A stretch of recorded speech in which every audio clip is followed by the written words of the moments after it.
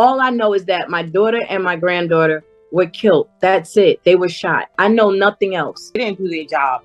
And now Aisha and Harper are gone. It's about to be 4 months. They are no longer with us because police failed to protect them. She obviously doesn't believe it, or she would not still be here, sitting in the same house with her kid. Those words came from Officer Santos at 1:32 a.m. on June 23, 2022. 58 minutes later, Aisha Nelson and her 6-year-old daughter Harper Monroe were dead in the basement of their Ohio home.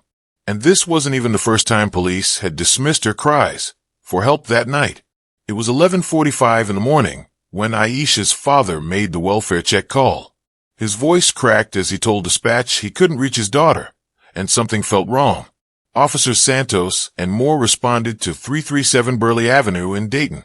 They were the same two officers who'd been at that exact address just hours earlier. The same two who'd spoken with Aisha face to face.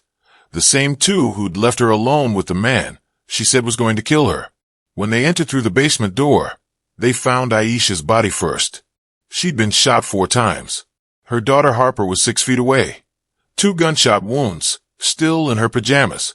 The blood pooling beneath them was fresh enough that the coroner would later determine they died within an hour of the officer's departure. An hour. 60 minutes. That's how long Aisha and Harper had left after police walked away. The suspect, Dante Jackson, was found dead in Alabama later that same day. Self-inflicted gunshot wound in a relative's backyard, 250 miles from the crime scene. The murder weapon was recovered at the scene with him. Here's what makes your stomach turn.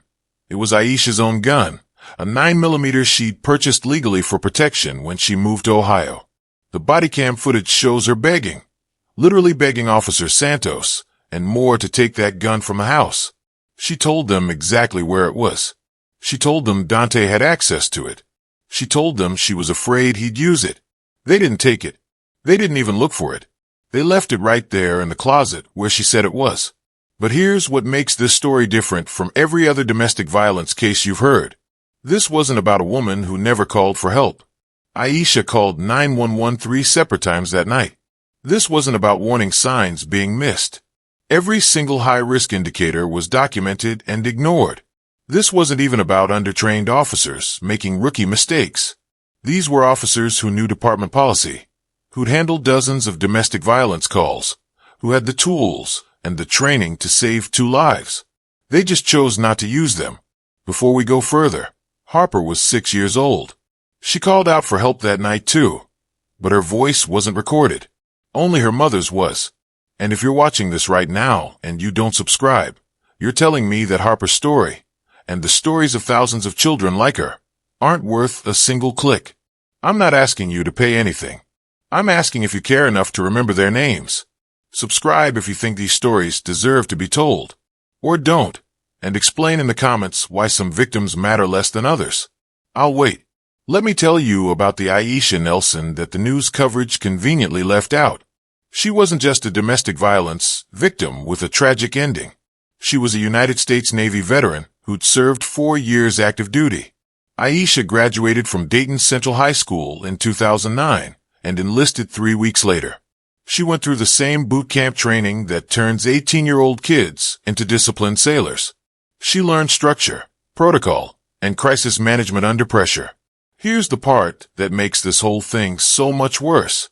During her service, Aisha received domestic violence intervention training as part of her military readiness courses.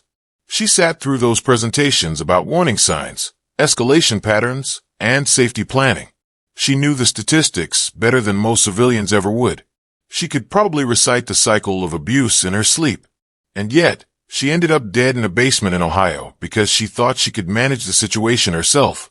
Psychologists who work with domestic violence survivors will tell you something that sounds backward at first. The most capable, competent, intelligent victims are often the ones in the most danger. Why?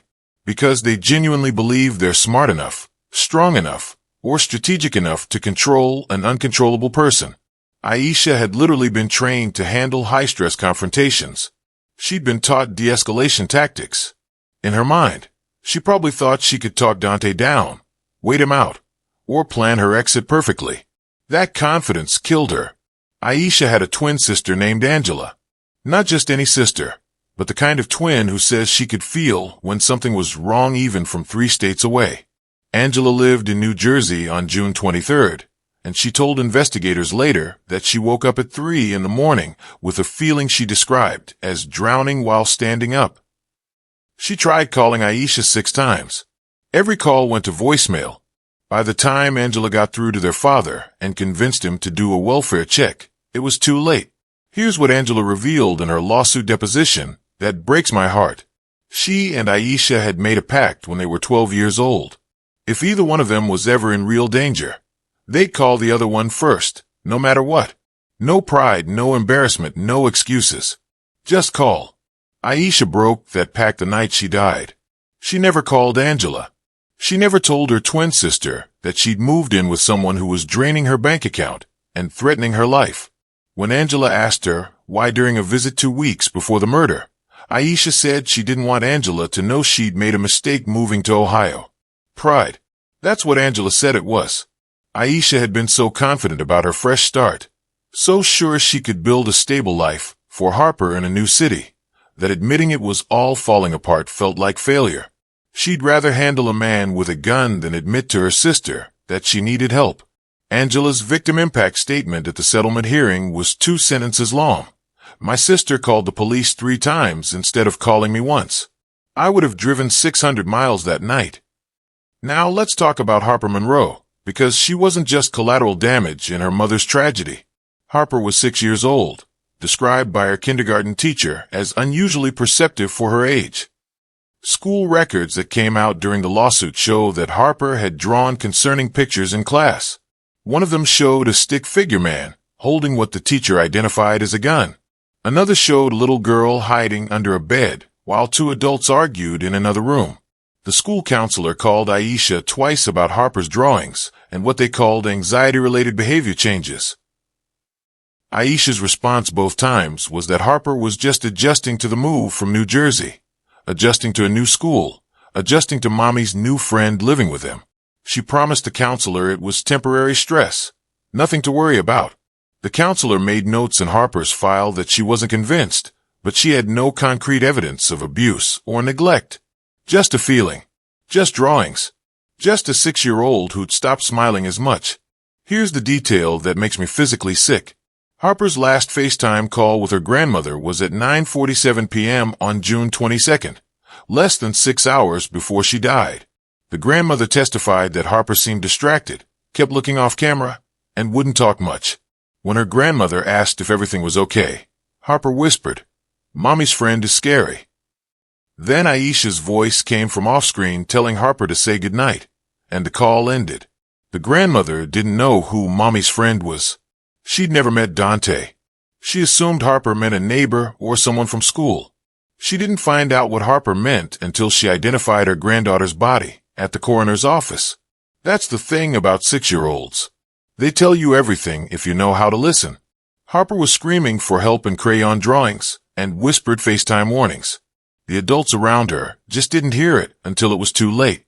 Or worse, they heard it and decided it wasn't urgent enough to act on. Aisha and Dante Jackson had known each other for 13 years before they ever became romantic. 13 years of friendship, casual hangouts, and what Aisha described to her sister as one of the good ones from back home. They reconnected on Facebook in March of 2022 when Aisha mentioned she was moving back to Ohio. Dante offered to help her find a place. What he actually did was move her into a house his father owned on Burley Avenue, then move himself in 2 weeks later. Let me tell you about Dante Jackson's life before Aisha arrived. This man was 34 years old and hadn't held a job in over 6 years.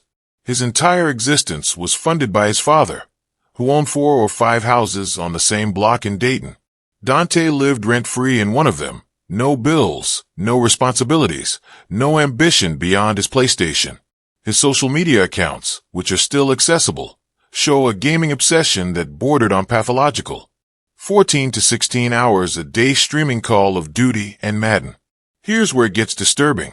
Dante streamed his gameplay on Twitch with his microphone on, and investigators went through hundreds of hours of archived footage during the case. In the background of multiple streams from May and early June, you can hear Aisha's voice. She's asking him to help with Harper, to take out the trash, to come upstairs and eat dinner. On one stream from June 10th, you can clearly hear her say, "Can you please just pause it for 10 minutes? She's asking for you."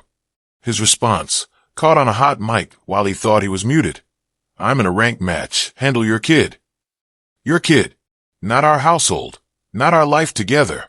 Not the child living under our roof. Your kid. Handle her yourself. The comments on that particular stream are still up. People were typing things like, "Stay focused, King," and "Don't let her distract you from the grind." 19,000 people watched that stream. Not one person noticed a woman in the background begging for basic human decency. They were too busy watching him get headshots. Now here's the financial nightmare that none of the viral TikTok videos mention. Aisha paid $1,200 a month in rent to Dante's father for a house Dante was already living in for free. Think about that. She was paying rent so Dante could keep his free housing. But it gets so much worse. Bank records obtained through the civil lawsuit show that Aisha paid off $8,000 of Dante's credit card debt in April. She paid $3,500 in legal fees from his previous domestic violence conviction in May. She paid $2,000 to bail him out of jail in early June. She paid $750 to get his motorcycle out of impound. Added up, over $15,000 in 3 months. Aisha's checking account went from $12,400 in March to $127 on June 22nd. That's not a typo. $127 left. And Dante had access to her bank account because she'd added him in April when he said he needed to help manage household expenses. He managed them all right. He managed to drain every penny while contributing absolutely nothing. The day before the murder, Dante logged into Aisha's bank account and transferred the last $2,000 to his own account. He cut up her credit cards with scissors and left the pieces on the kitchen counter. He logged into her Amazon account and changed the password so she couldn't order anything. This wasn't just domestic violence. This was calculated financial annihilation. He was systematically making sure she couldn't leave even if she wanted to. No money, no credit, no resources, no escape. Let me introduce you to someone Aisha should have listened to. Dante's ex-girlfriend, the mother of his first child, had an active protection order against him that lasted from 2018 to 2020. Court documents show he beat her while she was 8 months pregnant. He punched her in the stomach, threw her into a wall, and threatened to kill her if she called the police. She called anyway. He was convicted of 2 counts of domestic violence and sentenced to 18 months of probation with mandatory anger management classes. Want to know how many anger management sessions Dante completed? 0. Not a single one. His probation officer noted multiple no-shows in the file, but Dante's probation still ended early in 2021 for good behavior and compliance. Good behavior. The man who beat his pregnant girlfriend and skipped every rehabilitation class got rewarded with early release. And then he was free to do it all over again with someone new. Here's the part that makes me want to scream. The ex-girlfriend tried to warn Aisha. She found Aisha's Facebook profile in April of 2022 and sent her a message. The message, which was recovered from Aisha's archived inbox during discovery, said, "I don't know you, but I see you're with Dante. He told me he'd kill me over a video game argument. I'm not exaggerating. Please be careful. Please leave before it's too late." Aisha never responded. The ex-girlfriend tried 3 more times. She sent articles about his conviction. She sent screenshots of threatening texts he'd sent her. She sent her own hospital records from the beating. Aisha blocked her after the 4th message. Why would Aisha, a trained Navy veteran who understood threat assessment, block someone trying to save her life? Because Dante had already gotten in her head. He told Aisha his ex was crazy and jealous and trying to ruin his life. He said she was lying about the abuse. He said the conviction was a misunderstanding. And Aisha believed him. Why? Because they'd been friends for 13 years. Because you don't think someone you've known since you were 21 is capable of murder. Because abusers are excellent liars who know exactly how to rewrite their own history. Dante isolated Aisha from the one person who knew the truth about him, and he did it by playing the victim himself. Classic abuser manipulation. By the time Aisha realized his ex-girlfriend was telling the truth, she was trapped in a house with no money, no car, and a man who had her gun. The first call came in at 5:30 p.m. on June 22nd. Aisha's voice on the 911 recording is calm, measured, almost apologetic. She doesn't sound like someone in immediate danger. She sounds like someone asking for directions at a grocery store. Hi, I have a question about how to file a report. That's how she starts the call. Not I need help. Not send someone now. But I have a question. The dispatcher asks what kind of report she needs to file. Aisha explains that her boyfriend has been threatening her, that he has a gun, and that she wants to know the process for documenting everything. The dispatcher's response is textbook protocol, but absolutely useless in this situation. You can come down to the police station and file a report in person. Aisha thanks her and hangs up. Total call duration, 4 minutes and 12 seconds. The word gun was mentioned 3 times. The word kill was mentioned twice. The number of times the dispatcher asked if Aisha was safe right now, 0. Here's what the dispatcher didn't know and never bothered to ask. Dante's father owned property on every single block between Aisha's house and the nearest police station. His family controlled that neighborhood. Aisha would have had to walk past houses where Dante's relatives lived, past his grandmother's house next door, past his uncle's house 2 doors down. She told her sister later in a text message that going to the station felt like walking through enemy territory. But the dispatcher never asked where Aisha was, never asked where the boyfriend was, never asked if she needed an officer to come to her. The second call came in at 12:20 a.m. That's almost 7 hours later. Aisha is no longer at home.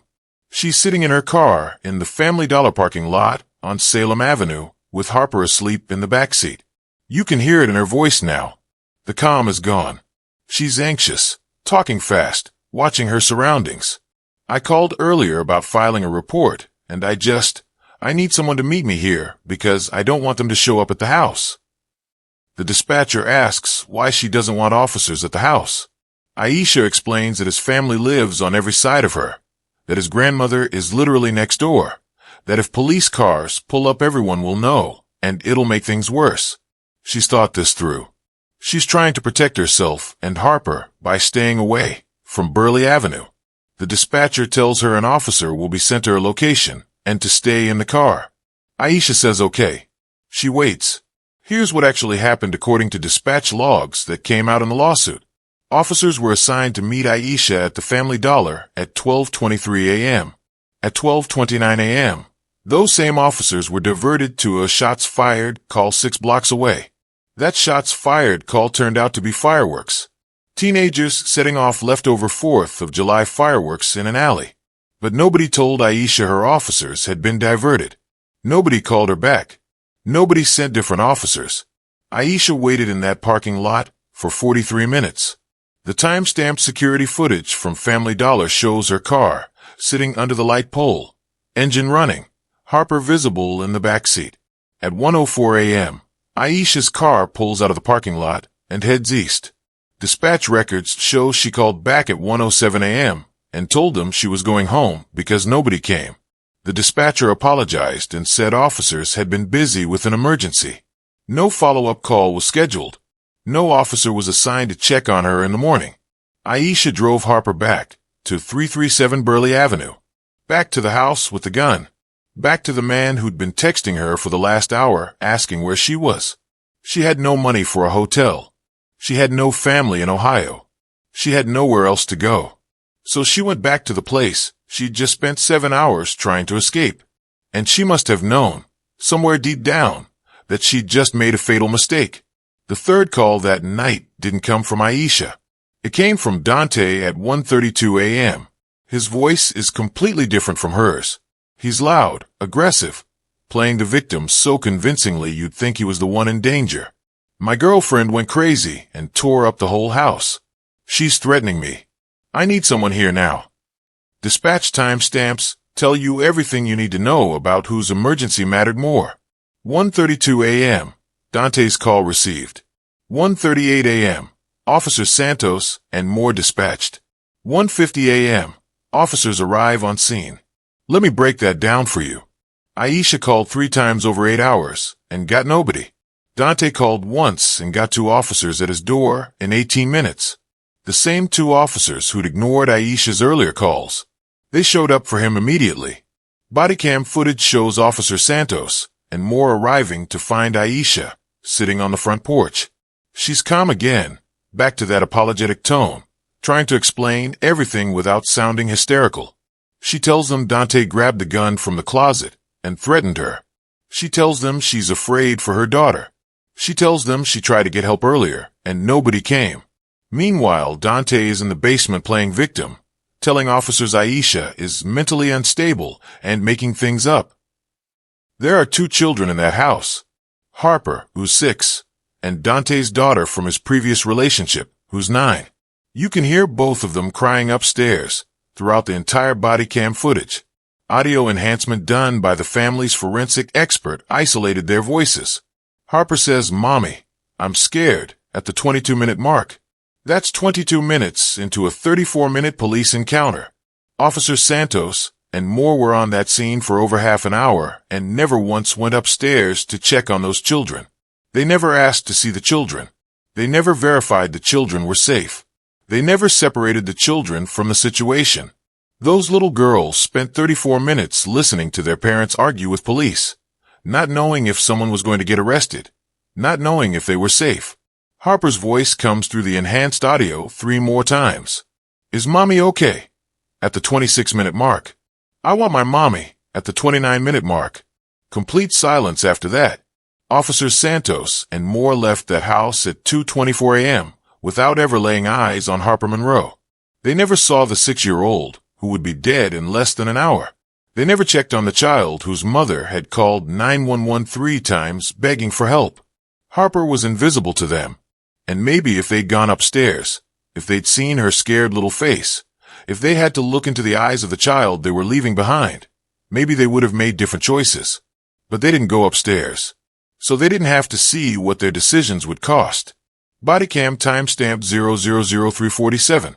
That's 3 minutes and 47 seconds into the encounter when Aisha mentions the gun for the first time. He went in the closet and grabbed the gun earlier. Officer Santos immediately responds, "Where is it now?" Aisha points toward the basement door. He has it, downstairs in the basement where he's sitting. Watch what happens next. Officer Santos tells Aisha to keep her hands visible where he can see them, but he never asks Dante to surrender the weapon. Officer Moore volunteers to go downstairs and talk to Dante while Santos stays with Aisha on the porch. The body cam shows Moore descending the basement stairs, and there's Dante, sitting on a couch with his hands in his hoodie pockets. Moore asks him what happened tonight. Dante launches into a story about Aisha being crazy and destructive. 5 minutes of conversation. Moore never asks about the gun, never searches for the gun, never tells Dante to show his hands. The gun could have been in his pocket right then and there. Internal investigation records revealed that Dayton Police Department policy explicitly requires officers to secure all weapons at a domestic violence scene. The policy manual, section 12-43 states, "Failure to secure weapons poses imminent danger to all parties, including responding officers." Officer Santos and Moore both signed acknowledgement of this policy update in May of 2020, 2 years before Aisha died. They knew the protocol. They just didn't follow it. Let me give you the timeline of what should have been the officers' first priority. 1:50 a.m. Officers told about gun location. 1:53 a.m. Gun should have been secured. 2:24 a.m. Officers leave scene. Gun location, still unknown. Gun status, still in Dante's possession. 3:15 a.m. Estimated time of deaths based on forensic evidence. 51 minutes after police walked out that door. If they'd taken the gun, Aisha and Harper would still be alive. It's that simple. 1 action, 2 minutes of effort, 2 lives saved. But here's the moment that sealed Aisha's fate. Timestamp 001832. Officer Santos and Moore step away from Aisha and Dante to confer privately near their patrol car. They think they're out of microphone range. They're not. Officer Santos says to Officer Moore, "I just don't see how this is a situation where she believes it's a genuine threat. She obviously doesn't believe it, or she would not still be here, sitting in the same house with her kid." Dayton Police Department launched an internal investigation 3 days after the murders. Officers Santos and Moore were not placed on administrative leave. They weren't suspended. They weren't reassigned to desk duty. They continued responding to domestic violence calls while under investigation for getting 2 people killed. Let that sink in for a moment. The same officers who left a woman and child with an armed abuser kept showing up to other women's emergencies for 4 more months. The internal investigation findings were released in October of 2022. For months after Harper and Aisha died, the violations they found were stunning in their thoroughness. Failed to file a written report, which was mandatory.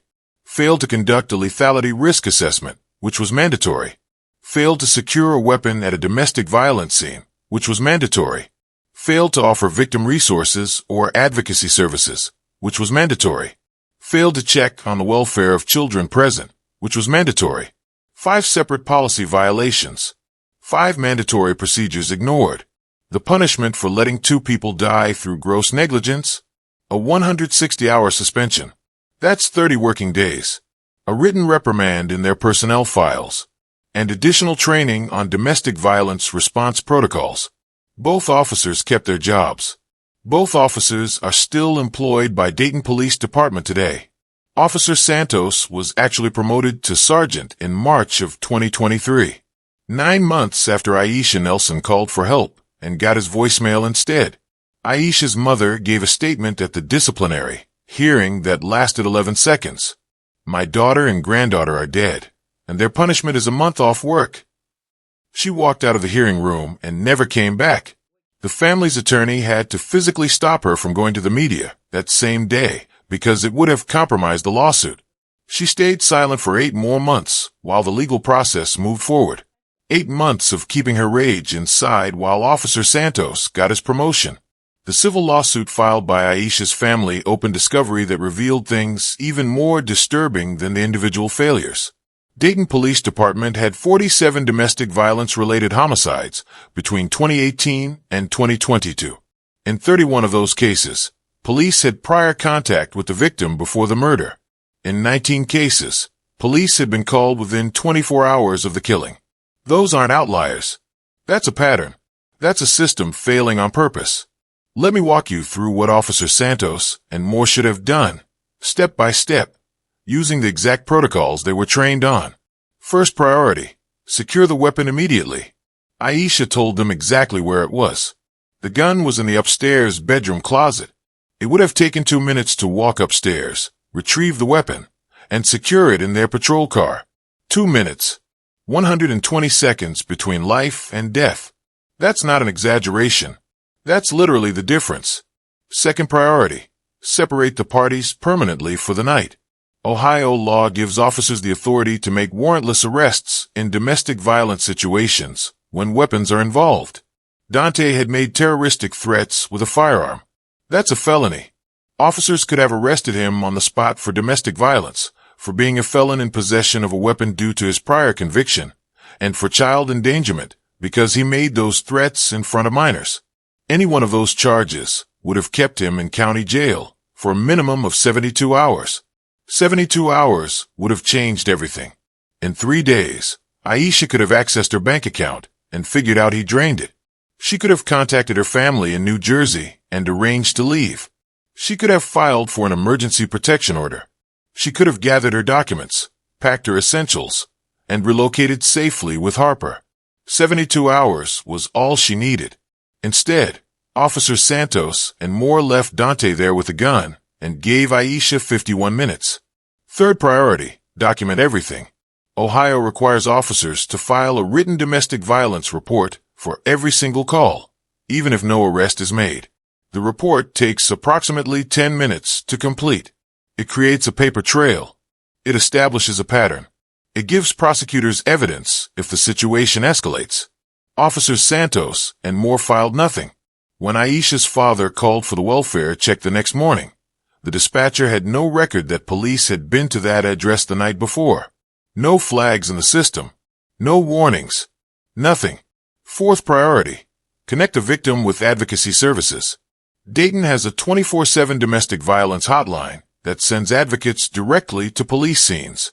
The advocates help victims safety plan, access emergency funds, find shelter, and navigate the legal system. All Officer Santos and Moore had to do was make one phone call. The advocate would have arrived within 30 minutes. That advocate would have told Aisha about the financial assistance available, about the safe houses with availability that night, about the emergency protection order she could file in the morning. Fifth priority. Check on the children separately. This is basic child welfare. You separate kids from their parents, talk to them alone, and assess whether they're safe. Harper would have told them she was scared. She would have told them about the gun. She would have told them about Dante's threats. Children tell the truth when you give them space away from their abusers. But Officers Santos and Moore never gave Harper that chance. They left her upstairs crying and decided her fear didn't matter enough to investigate. Here's what makes this even more inexcusable. If Aisha had refused to leave, if she'd insisted on staying in that house, officers still had the legal authority to remove Dante. He was the aggressor. He made the threats. He had the weapon. Ohio's domestic violence statute allows officers to order the abuser to leave the residence for a cooling-off period, even if the victim doesn't press charges. They could have walked Dante out of that house in handcuffs, or they could have ordered him to leave voluntarily and stay away for 72 hours. Either option keeps Aisha and Harper alive. Either option gives them time. But Officer Santos and Moore chose a third option that appears nowhere in their training manual.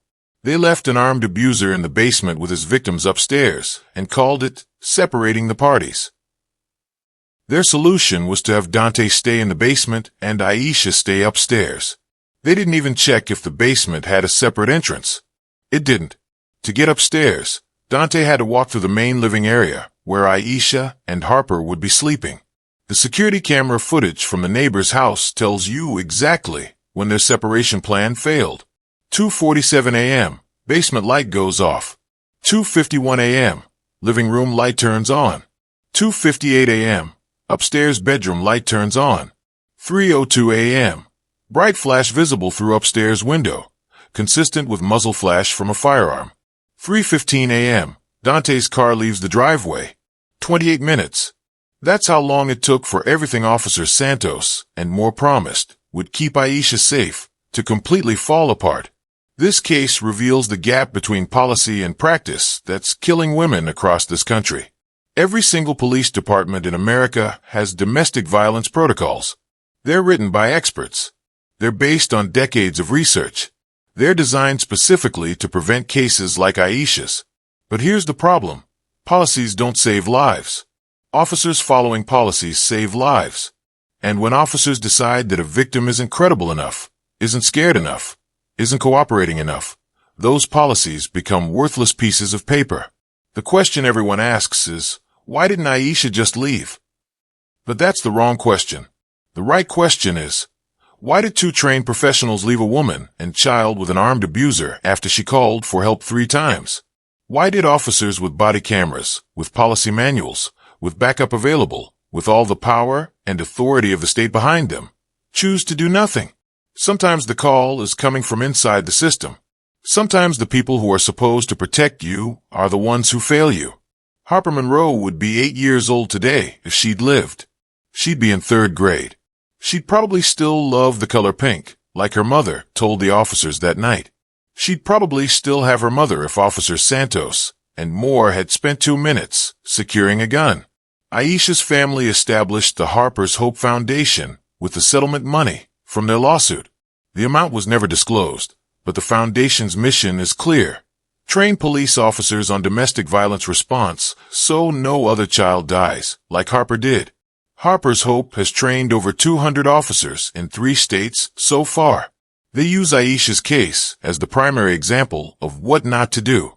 They play the body cam footage. They break down every decision point where officers could have changed the outcome. And here's the statistic that matters. Not one officer trained by Harper's Hope Foundation has had a domestic violence homicide on their watch since completing the program. Not one. That's not coincidence. That's what happens when people care enough to change the system instead of just feeling bad about it. Harper didn't get justice. Officer Santos got a promotion. Officer Moore still works the same beat. Dante Jackson is dead, so he never faced trial. There's no accountability, no punishment that fits the crime, no closure for a family that lost 2 people in one night. But Harper's name is saving lives now. Her foundation is changing how officers think about domestic violence calls. And maybe that's the only kind of justice left when the system fails this completely.